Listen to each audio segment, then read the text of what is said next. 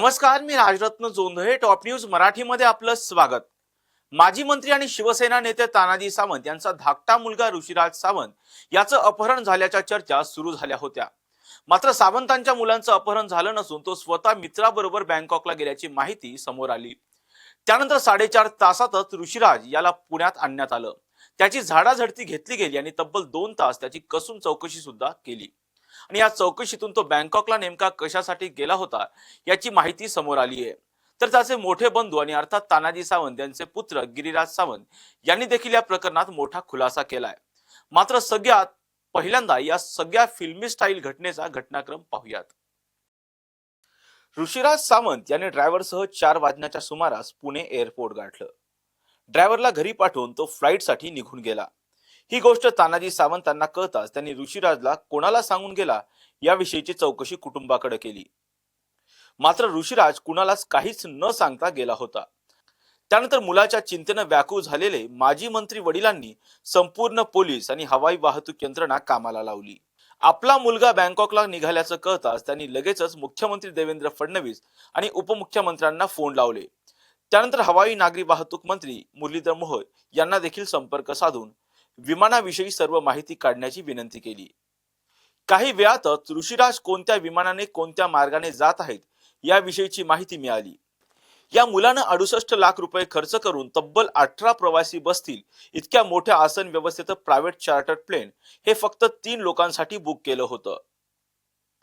ऋषिराज व त्याच्या 2 मित्रांना घेऊन हे प्लेन बँकॉकच्या दिशेने निघालं. मंत्री मुरलीधर मोहोळ यांच्या मदतीनं प्लेन अंदमान निकोबार बेटाच्या जवळपासच्या भागात असताना पायलटला विमान परत फिरवण्याचा संदेश पाठवण्यात आला. त्याचबरोबर विमानात बसलेल्या लोकांना याविषयीची कुठलीही माहिती द्यायची नाही असं देखील सांगण्यात आलं. त्यामुळे हवेतल्या हवेतच या विमानाने यू टर्न मारला आणि पुढच्या 1-1.5 तासात हे विमान पुणे विमानतळावर लँड झालं. पुणे विमानतळावर दाखल झाल्यानंतर ऋषिराज सावंतला आपण पुन्हा पुण्यातच आल्याचं समजलं. तोपर्यंत त्याला आपल्या वडिलांनी संपूर्ण यंत्रणा वेठीस धरून आपल्याला परत आणल्याचा जो डाव मांडला होता याविषयीची जराही कल्पना नव्हती.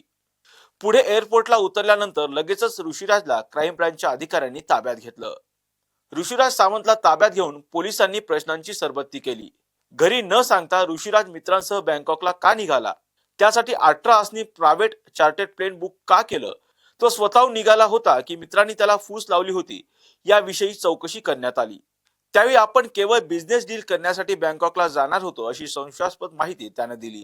मात्र पोलिसांच्या अनेक प्रश्नांची उत्तर त्याला द्यायची नसल्यानं ऋषिराजने हाताची घडी आणि तोंडावर बोट घालून तो बसला होता.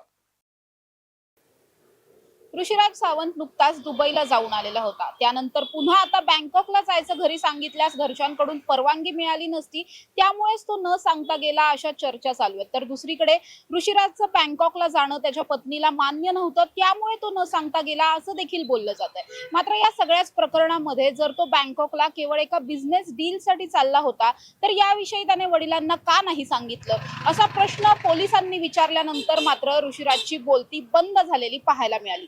त्यामुळेच या प्रकरणामध्ये आता ऋषिराज सावंतसह त्याच्याबरोबर असलेल्या दोन्ही मित्रांचे प्राथमिक जबाब नोंद करून घेण्यात आले.